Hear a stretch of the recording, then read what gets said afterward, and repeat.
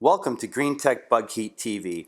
This video series is going to be dedicated solely and exclusively to answering a whole bunch of very pressing questions that most, if not all, of our customers have when they first call us.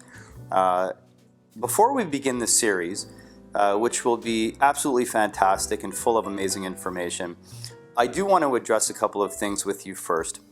Inevitably, I would say more than 9 out of 10 people that call us for the initial call either know that they have bed bugs because they've found some in their home, or they are very suspicious and highly suspect that they may have them. So if you're dealing with bed bugs in your home, I want you to know one thing right off the bat. Having bed bugs does not mean you're a bad person. It does not mean that you're a dirty person. It does not mean that you keep a dirty home. In fact, all kinds of different people get bed bugs, whether they're wealthy or not so wealthy, whether they work for a living or they stay at home, whether they're a mom or a dad or a teenager, or even children get them at school. Bed bugs and the problem of bed bugs crosses the entire spectrum of socioeconomic life within Canada. And on a daily basis, we see all types of different people who are suffering with this problem. Now, there is quite a significant social stigma associated with having bed bugs. We know this.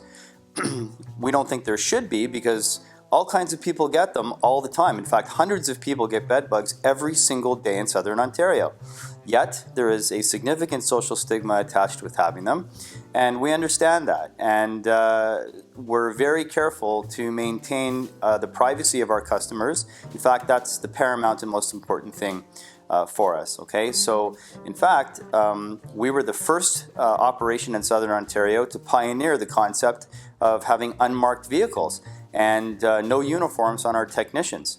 So, in the old days, it wasn't uncommon to see a truck pull up to someone's house with an actual mechanical bed bug on the ceiling or on the roof of it with lights flashing. I mean, that's actually taken place. So that's somewhat ridiculous, and we're very happy and very proud to have been the first operation that we know of that actually eliminated that whole problem. In fact, when we arrive to do a bed bug extermination for you, whether it's the traditional treatment or the heat treatment, and we'll get into the difference between both of those later on in subsequent videos, if someone were to see us come to your home, not only would they not know we were there to do bed bugs, they wouldn't even know we were there to do any type of pest control whatsoever. So we'll delve into that a little bit more in the future, but for now, you need to know that if you're dealing with bed bugs, I want you to relax. Help is here. It's not the end of the world, and you will get through this, and we'll help you. Okay? So just sit back, relax, and we're going to get to some questions here in just a minute.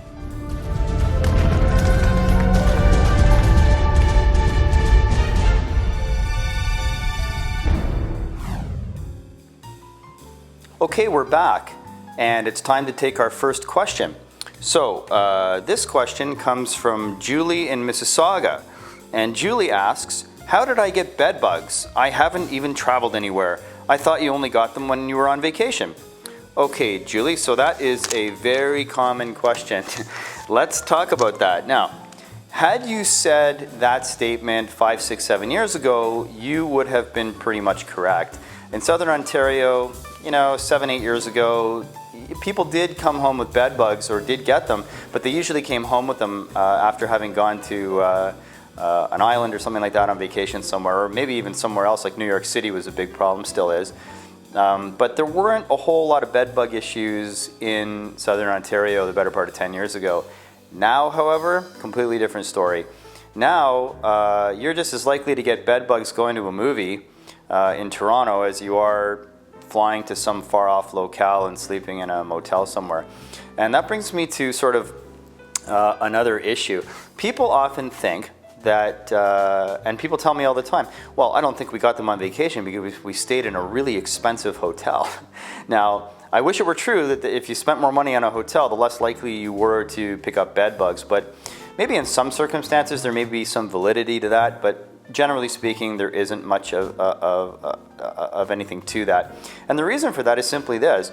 You know, higher end hotels, yes, they can afford to have perhaps more regular and better inspections for bed bugs on a more regular basis, which I'm sure they do. The problem is, if one person sleeps in a hotel room and that person has bed bugs, even if the place or that particular room was checked for bed bugs just the day before or even the night before or even that morning, as soon as that person checks in, they could be bringing bed bugs into that hotel room, and that happens all the time.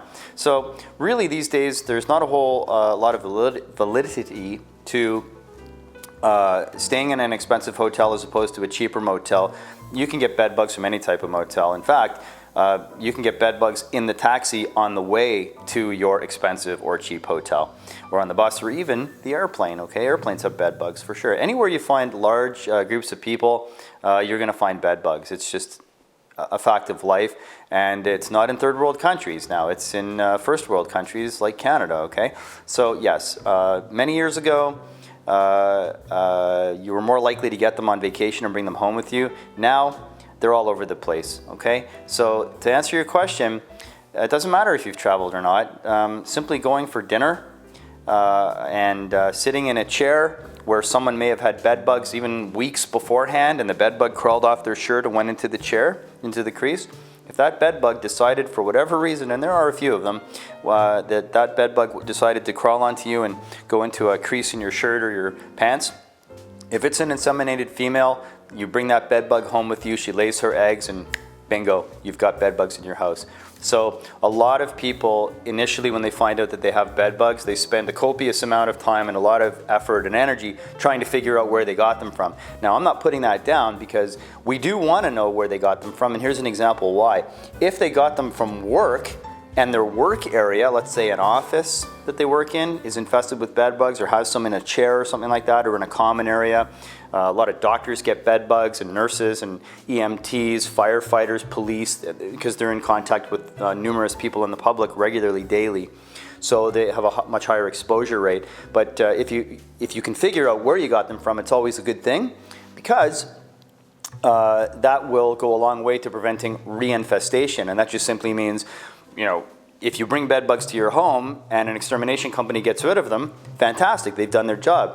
But as soon as you go back to work, if you have bed bugs at your work, well, there's a good possibility you're going to bring those bed bugs back into your home, and it'll just be an ongoing cycle of reinfestation. So there is an importance to knowing, if you can, find out where you got the bed bugs from in the first place, okay? So hopefully, Julie, that answers your question. And in the next video, we're going to explore the main differences between the two most accepted ways of exterminating for bed bugs in your home. One is the traditional method, the other is known as a bed bug heat treatment. In the next video, we're going to talk a lot about the differences, the pros and the cons to both. Okay? For now, thanks for joining us. We'll see you in the next video.